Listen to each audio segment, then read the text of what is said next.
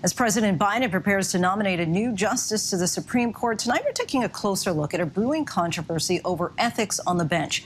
A bedrock principle of the justice system in this country is that judges avoid even the appearance of conflict of interest. But new reporting on Supreme Court Justice Clarence Thomas and his wife, Virginia, is raising questions about where that line is drawn and how it's enforced. Devin Dwyer covers the Supreme Court for us and has this report. The Supreme Court's most senior justice, Clarence Thomas, do you solemnly swear, has long been a conservative icon and liberal target. Stop Thomas now! Now a New Yorker magazine report is raising new questions over the activism of his wife of 34 years, Virginia Thomas. I think the clear focus is to stop the Obama agenda. A longtime political consultant who's lobbied for some of the same conservative causes, like abortion, gun rights, and religious freedom, that have long been before the high court. Ginni Thomas's activities are different from any other spouse in the history of the U.S. Supreme Court. She is more activist in political causes than any other spouse. Thomas, who goes by Ginni, says she's battled for conservative principles for more than 3 decades, regularly advising fellow activists through her firm Liberty Consulting and at conservative conferences. America is in a vicious battle for its founding principles. May we all have guns and concealed carry to handle what's coming by the way. Emails obtained by watchdog group American Oversight show Thomas maintains a network of powerful contacts, including Florida Republican Governor Ron DeSantis.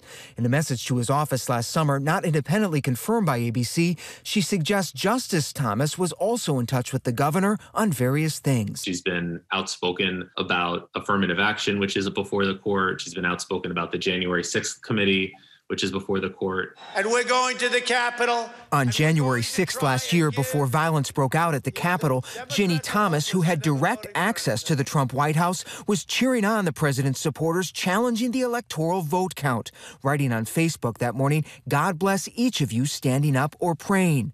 While 733 Americans now face federal charges for their conduct later that day, Thomas joined an open letter in December calling congressional investigation of the attack by a Democrat-led committee a political persecution. They are viciously and unconstitutionally using the federal, local, and state governments to prosecute and silence. It's a view shared by former President Trump, who asked the Supreme Court earlier this year to block the committee's request for his records. Last month, the court declined over the objection of only one justice, Clarence Thomas. Is there any evidence, clear evidence, that he's been influenced in a specific decision based on his wife's activities? I don't think there's any clear evidence, but Thomas was that lone vote. And again, he did not write to explain himself, so we don't actually know why he wished to take up the case. There are no clear guidelines governing the activities of a justice's spouse, but there are rules about federal judges avoiding conflicts of interest, requiring them to recuse from cases whenever their impartiality might be reasonably questioned. And who enforces the law when it comes to Supreme Court justices? So there's no way to enforce these laws, right? I mean, there's the court of public opinion, but the only way to punish a Supreme Court justice is through impeachment and removal, and no justice has ever been impeached and removed. With public approval of the Supreme Court sliding to a historic low, scrutiny of the justices' potential financial or political conflicts in cases has been growing. Ginni Thomas is not named in any case on the court's docket, nor is any group she's known to be part of. The Thomases did not respond to ABC's request for comment, but the justice has publicly vowed independence. We've gotten to a point in the society where we're really good at finding something that separates us from others. And the Thomases' supporters see a double standard in the renewed scrutiny. There's always attempts on the left to manufacture grounds to recuse conservative justices from cases. This strikes me as just another round of those attempts. In 2011, federal appeals court Judge Stephen Reinhart, a top liberal jurist, declined to recuse from a case involving California's ban on same-sex marriage. That despite the fact that his wife was a leader at the ACLU, which had filed an amicus brief challenging the ban. Reinhart insisting at the time her views regarding issues of public significance are her own. I think we live in a world where women should be able to be strong, be active, and be participants in public discourse, and that shouldn't be viewed as something that necessarily reflects on exactly what their husband thinks or how he's going to behave as well. For the most part, spouses of the justices have tended to steer clear from the work of the court. My wife does not give me any advice about cooking, and I do not give her any advice about the law. But when the justices take up a major case on affirmative action later this year, they'll consider the views of the National Association of Scholars. The conservative nonprofit opposes the use of race in college admissions.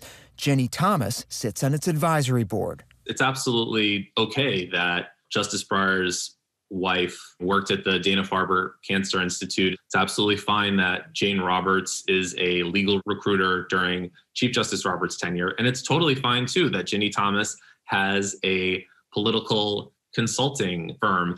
But we need to look again at those closest to the justices. If you appear to be against someone or something, then you shouldn't be judging that someone or something.